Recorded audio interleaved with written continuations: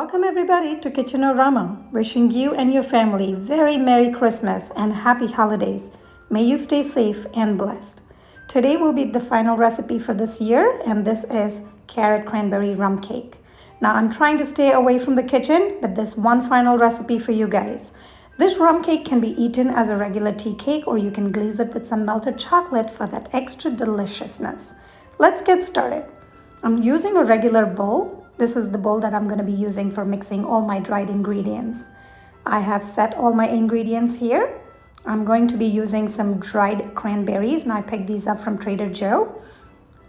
I'm going to be using 1 cup of oats flour. I'm going to be using 1 cup of almond flour. Again, this is easily found at Trader Joe or Costco. I'm using 2 eggs at room temperature.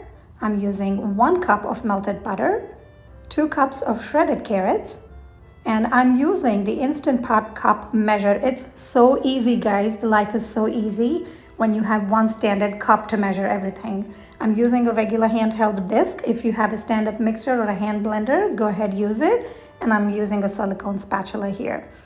And what I'm gonna be using is a 12-inch bund pan. I have greased it on the inside. This is the Nordic Ware brand. Now, I'm not endorsing any brand. I personally love this brand because they are awesome quality. And they come in different shapes and sizes for the holidays. I'm going to be using 1/4 cup of Old Monk rum. I'm going to be using 1/4 teaspoon of baking powder and about 1/4 teaspoon of salt, 1 cup of granulated sugar. Now let's get started. I'm gonna add all my dried ingredients one by one in the bowl, both my flour, 1/4 of salt, 1/4 teaspoon of baking powder. All my dry ingredients go together, and I'm gonna give everything a good whisk. And once everything is mixed, again, remember, 1 cup.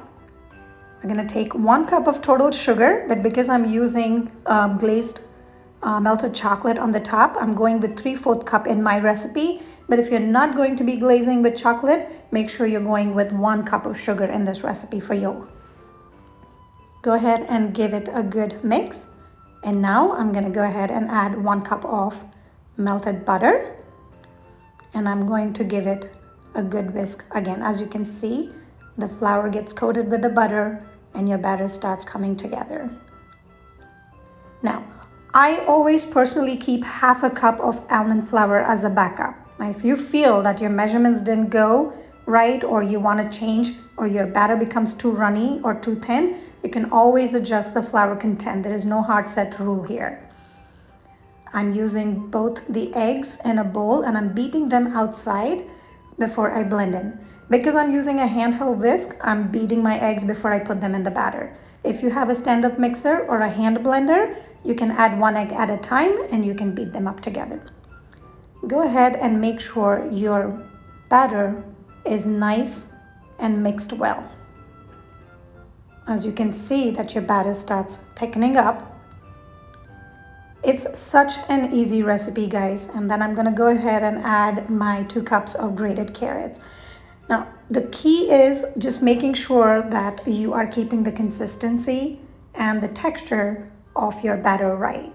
So if you feel, again, it's too runny, you can always add 1/2 cup of almond flour. I didn't have to do it, but one of my friends who tried this recipe said that she had to add 1/2 cup of almond flour on top of it because she wanted it to be a little bit more granular. I'm taking 1 handful of dried cranberries, and I'm gonna go ahead and fold that into the batter. Now, these dried cranberries, I like them from Trader Joe because they're a little sweet as well. I'm gonna use, again, 1 cup, 1/4 mark at the bottom of your cup. I'm gonna be using rum, putting that in the batter, mixing it up, and setting it aside. Meanwhile, I'll go ahead and grease my bund pan. And once my bund pan is greased, I'm gonna just transfer my batter into the bund pan. I'm gonna give it a good nice tap on the countertop because I wanna make sure there are no air bubbles. And there you go, it's ready. Get your Instant Pot container all cleaned and ready. And the bottom mark of this calibration is where it says 1 cup. I'm gonna fill water up to that level. I'm gonna place my trivet on top of which my bun pan is gonna go. I'm covering the top of the bun pan with a foil and cutting around the center, which gives me a good grip to drop it straight onto the trivet. And after it is set, I'm going to take another square piece of foil just to kind of gently push it around it. Put the lid back on, seal the vent, turn it on manual modes for 35 minutes, and sit back and turn on your favorite Christmas music. After 35 minutes, I'm gonna let the vent off, let the extra steam run, and it's a nice steamy scene here, guys. I'm gonna go ahead and, now there will be a little bit of water on top of your foil, so be very careful when you're taking this foil off so this water does not fall on your cake. Go ahead and take that off. I'm using my toothpick, pulling it out. It's come out clean, absolutely clean and done. There you go, that's my cake ready. It's all done, guys. As you can see, the cake has already started leaving the edges of the bun pan, which tells you it's perfectly cooked and done.